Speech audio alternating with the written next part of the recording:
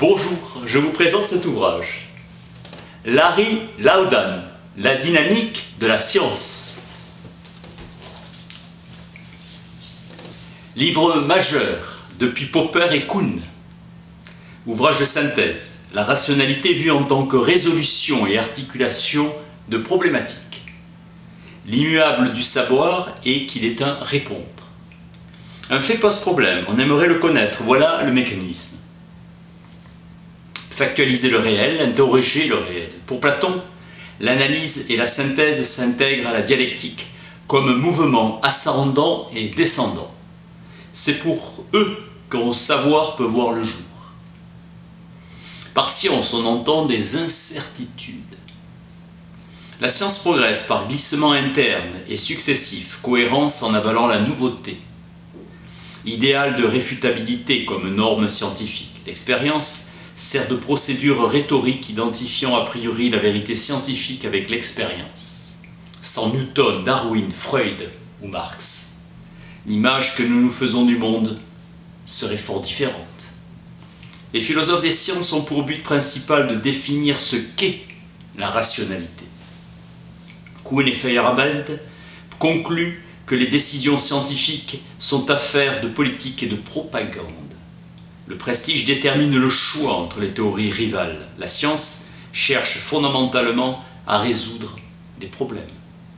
La notion de rationalité est ressentie comme un concept atemporel, exigé de tout modèle de la science qu'il s'accorde à son développement réel. La compréhension et la résolution de problèmes sont deux activités essentiellement identiques. Popper. Tout problème survient dans un certain contexte de recherche et est en partie défini par ce contexte. Les faits sont rarement expliqués. La théorie des épicycles de Ptolémée a résolu le problème du mouvement rétrograde des planètes. La théorie ondulatoire de la lumière de Thomas Young a résolu le problème de la dispersion de la lumière. La théorie de l'oxydation de Lavoisier a expliqué pourquoi le fer est plus lourd après avoir été chauffé. Toute théorie a résolu un problème empirique si elle fonctionne dans un quelconque schéma d'inférence. L'apparition d'une anomalie n'exige pas l'abandon d'une théorie. Poids des anomalies. Il y a des cas significatifs comme Newton ou Galilée dans lesquels le savant viole dans ses recherches les règles méthodologiques dont pourtant il se prévaut. Le sort des théories scientifiques est étroitement lié aux évaluations méthodologiques de ces théories. L'élimination des incompatibilités entre une théorie et la méthodologie dont elle relève est un moyen d'améliorer de façon impressionnante sa valeur cognitive. En modifiant la théorie, on la réconcilie avec les normes méthodologiques. Dans bien des cas, c'est la méthodologie qui est modifiée. La méthodologie joue un rôle important dans l'évaluation rationnelle. La conception du monde a été provoquée par les tensions entre les sciences et la théologie, ou la philosophie et la théorie sociale. Tension entre nos croyances scientifiques et nos croyances non scientifiques. L'efficacité générale d'une théorie à résoudre des problèmes est déterminée par l'estimation du nombre et de l'importance des problèmes empiriques que la théorie résout et la réduction du nombre et de l'importance des anomalies et des problèmes conceptuels qu'elle engendre.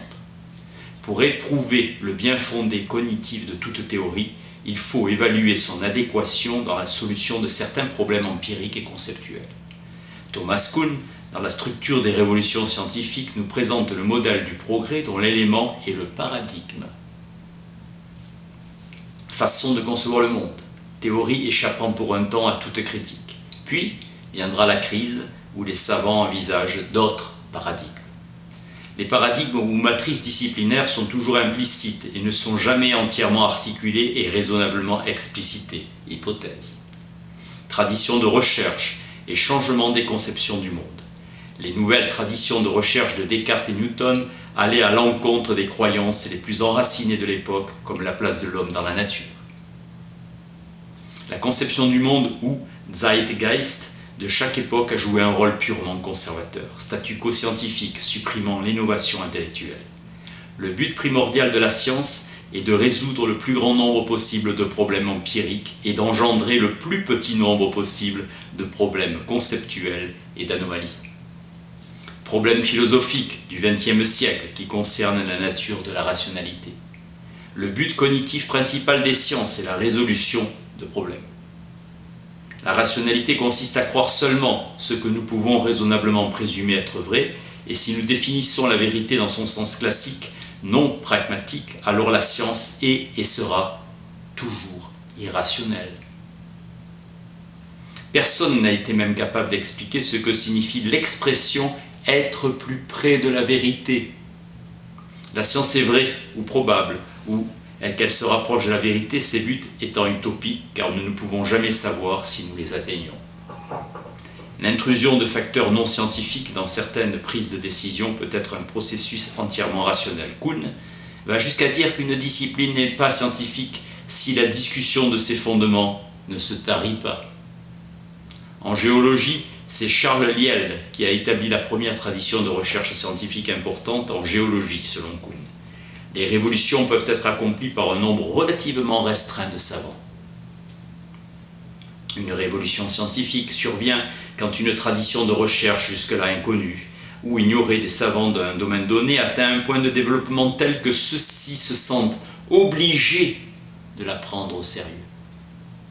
Popper, dans ses exigences pour la croissance du savoir, dit que pour pouvoir établir qu'une théorie est en progrès par rapport à sa rivale, nous devons montrer qu'elle implique chaque fait impliqué par sa rivale. Lakatos dit qu'une série de théories est progressiste quand chaque membre ultérieur de la série implique tout le contenu corroboré de ses prédécesseurs. L'historien doit trouver un modèle philosophique approprié à son travail, et ce modèle doit permettre de rendre compte du caractère évolutif de la rationalité. Si le philosophe doit apprendre quelque chose de l'histoire, il doit se faire son serviteur, et en tout cas s'occuper de cas réels et de croyances effectives. L'évolution des idées est un processus interdisciplinaire. Et c'est un grand péril d'ignorer cette tendance vers l'intégration. Les historiens sont aveugles au changement que subit un concept ou une idée. Être conscient que l'histoire elle-même a une histoire intellectuelle. La science a une valeur pratique et utilitaire énorme en ce qui concerne l'amélioration des conditions physiques de la vie. Mais il est faux de croire l'énoncé de Bacon, identifiant la science avec le pouvoir. La solution de problèmes intellectuels est un besoin vital aussi fondamental que la nourriture et la boisson. Intika et Carnap maintiennent que les degrés de confirmation sont dépendants du langage utilisé. C'est l'abandon du discours critique qui marque la transition vers la science qui reparaît dans les moments de crise quand les fondements de la discipline sont à nouveau en péril. Imre Lakatos affirme que l'histoire interne de la science est primordiale. Les problèmes importants de celle-ci sont définis par celle-là.